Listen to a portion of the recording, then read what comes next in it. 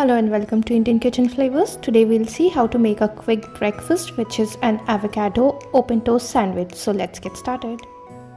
I have here some thinly sliced onion, tomato, avocado, some coriander leaves and some green chili that is minced. Green chili is optional. I have also got some slices of bread that I have lightly toasted with some butter. Now let's assemble the sandwich. On one slice of bread, I will start putting in the veggies. So I've added all the veggies on the toast and now I'm going to add in some salt and pepper.